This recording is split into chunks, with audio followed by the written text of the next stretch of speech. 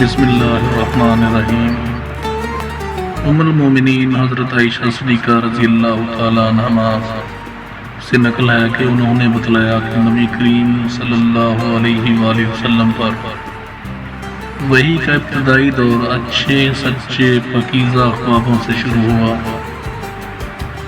آپ صلی اللہ علیہ وآلہ وسلم خواب میں جو کچھ دیکھتے مصباح کی روشنی کی طرح صحیح اور سچا ثابت ہوتا۔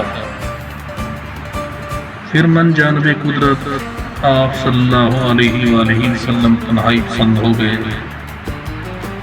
اور آپ صلی اللہ علیہ وآلہ وسلم نے غار حرا میں خلوت نشینی اختیار فرمائی اور کئی دن اور رات وہاں مسلسل عبادت اور یاد الہی و ذکر و فکر میں مشغول رہتے۔ جب تک گھر آنے کو دل نہ چاہتا توشہ ہمراہ لیے ہوئے وہاں رہتے۔ توشہ ختم ہونے پر ہی اہلیہ محترمہ خدیجہ رضی اللہ تعالیٰ عنہا کے پاس تشریف لاتے اور کچھ توشہ ہمراہ لے کر پھر وہاں جا کر خلوت گزیں ہو جاتے۔ یہی طریقہ جاری رہا جہاں تک کہ آپ صلی اللہ علیہ وآلہ وسلم پر حق منکشف ہو گیا اور آپ صلی اللہ علیہ وآلہ وسلم غار حرا میں ہی کیا پذیر تھے کہ اچانک جبرائیل علیہ السلام آپ صلی اللہ علیہ وآلہ وسلم کے پاس حاضر ہوئے اور کہنے لگے کہ اے محمد پڑھو۔ آپ صلی اللہ علیہ وآلہ وسلم فرماتے ہیں کہ میں نے کہا میں پڑھنا نہیں جانتا۔ آپ صلی اللہ علیہ وآلہ وسلم فرماتے ہیں کہ فرشتے نے مجھے پکڑ کر اتنے زور سے بینچا کہ میری طاقت جواب دے گئی۔ پھر مجھے چھوڑ کر کہا کہ پڑھو۔ میں نے پھر وہی جواب دیا کہ میں پڑھا ہوا نہیں ہوں۔ اس فرشتے نے مجھ کو نہایت ہی زور سے بینچا کہ مجھ کو سخت تکلیف محسوس ہوئی۔ پھر اس نے کہا کہ پڑھ۔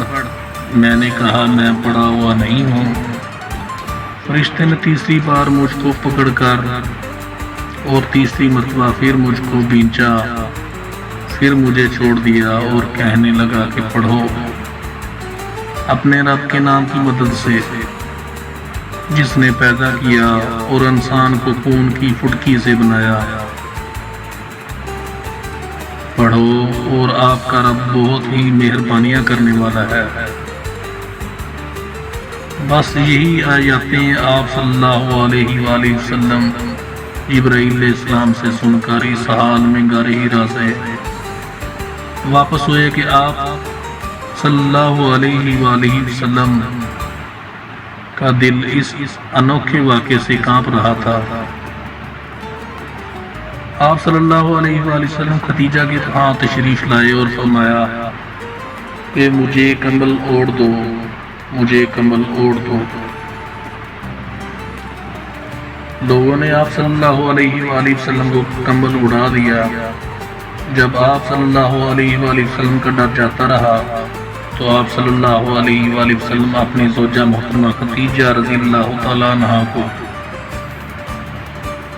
تفصیل کے ساتھ یہ واقعہ سنایا اور فرمانے لگے کہ مجھ کو اپنی جان کا خوف ہو گیا ہے۔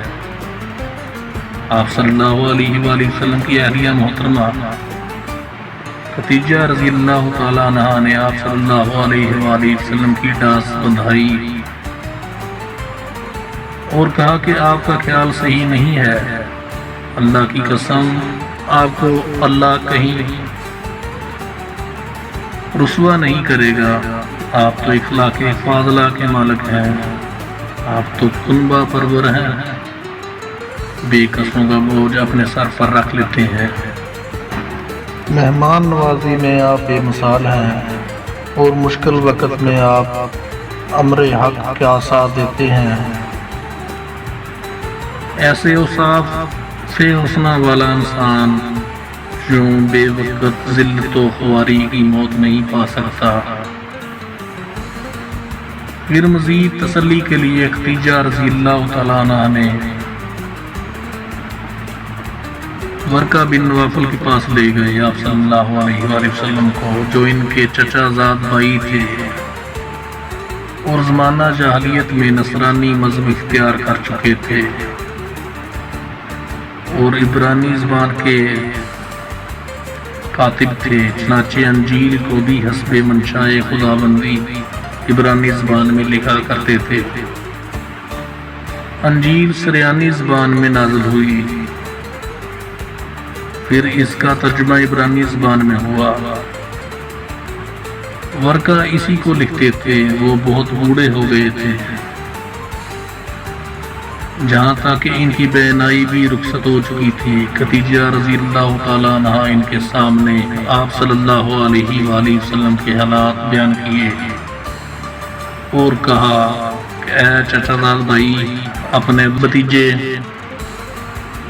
محمد صلی اللہ علیہ وآلہ وسلم کی زبانی ذرا ان کی کیفیت سن لیجیے۔